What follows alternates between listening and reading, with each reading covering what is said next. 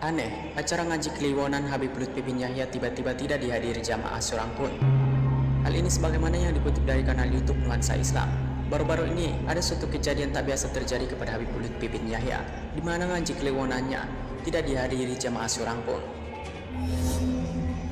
Seperti kita ketahui, Habib Lutfi bin Yahya aktif mengadakan acara ngaji Kliwonan. Biasanya acara itu dihadiri oleh ribuan jamaah. Namun menurut kabar yang dibagikan kanal YouTube itu, baru-baru ini entah mengapa justru para jemaah enggan datang menghadiri acara tersebut. Bahkan ketika itu, yang berada di sana hanyalah keluarga dari Habib Lutfi saja, beserta beberapa orang santrinya. Sedangkan jemaah dari luar ataupun warga sekitar tidak ada yang datang. Menurut kanal YouTube itu, mungkin bisa jadi hal itu dikarenakan kontroversi yang terjadi akhir-akhir ini yang dilakukan oleh para habib. Sehingga karena hal itulah yang membuat warga enggan lagi mau berguru kepada para habib. Assalamualaikum warahmatullahi wabarakatuh. Alhamdulillah wassalatu wassalamu ala rasulillah wa ala alihi wa sahbihi wa mawala amma ba'du. Qala al-mu'allif radhiyallahu ta'ala anhu menerangkan bab santun. Santun tidak terlepas daripada perbuatan akhlak yang mulia, adab yang mulia, atau akhlak yang terpuji.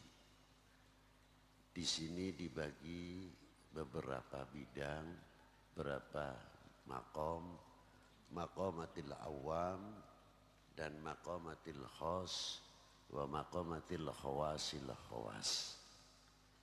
Ternyata kesantunan tersebut sangat diperlukan sekali karena kesantunan itu terkait dengan masalah hubungan antar kita kepada Allah dan antar hubungan kita sesama hamba, terhubungan sesama makhluknya. Saya beri contoh, ini contoh berat. Sebab jarang yang melakukan atau mungkin ketidaktahuan saya juga bisa. Ketika orang itu makan, mencari kenyang, alatnya mencari makan adalah nasi, alatnya mencari lepas dahaga adalah air. Tapi ketika kita makan, ketika kita minum, apakah doa ini semata-mata kita baca doa? Yang makan Allahumma barik lana fima razaqtana wa qina adzabannar, begitu saja. Apakah dengan doa itu kita bisa menemukan siapa yang memberi kenyang? Kalau kita sadar bahwa ini pelantara saja untuk mencari kenyang, dan kenal yang memberikan kenyang, insya Allah apa yang dimakan akan baik. Nah, di sini perlunya kesantunan kita di mana? Akhlak kita di mana? Ketika satu butir nasi jatuh, kita ingat tidak bahwa kita ini tidak bisa membuatnya? Bisa tidak buat sebutir nasi? Tidak bisa. Ketika jatuh di soprah ya,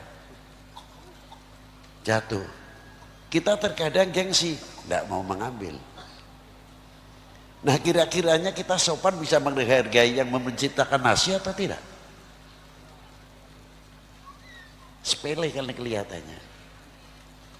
Dari sebutir nasi kita akan kenal kepada Allah Subhanahu wa Ta'ala.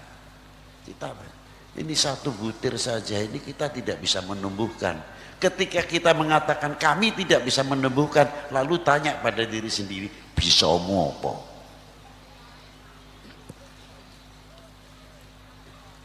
Kamu merasa kuasa, kamu merasa kuat, buat satu butir nasi aja tidak mampu kok. Tawadhu akhirnya menimbulkan rasa tawadhu dan khauf kepada Allah Subhanahu wa Ta'ala. Ini belum melibatkan tangan-tangan yang ikut andil kepada sebutir nasi itu tadi. Seandainya itu madorot, pisahkan.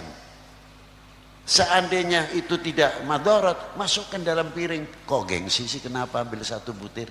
Karena kita santun, kita mengerti menghormati apa ciptaannya Allah, mestinya kan begitu. Taruhkan di nafsi, mengapa harus gengsi? Ini satu contoh akhlak yang luar biasa begitu. Lebih-lebih kita tahu bahwa ini wasitoh, pelantara untuk kita kenal kepada Allah Subhanahu wa ta'ala. Lah kalau kita sudah kenal kepada Allah Subhanahu wa ta'ala dalam minumnya, dalam makannya, insya Allah akan bertanya, iki sing tak pangan yang saya makan ini bisa membawa sebab kemanfaatan atau tidak, atau madarat, atau mendorong kita semakin tambah ibadah, atau kita mendorong kita semakin maksiat. Apakah semakin maksiat itu tanda terima kasih kita kepada Allah? Mustahil. Tapi kalau dibawa taat adalah bagian rasa terima kasih kita kepada Allah Subhanahu. Selanjutnya, alhamdulillah, wassalamualaikum warahmatullahi wabarakatuh.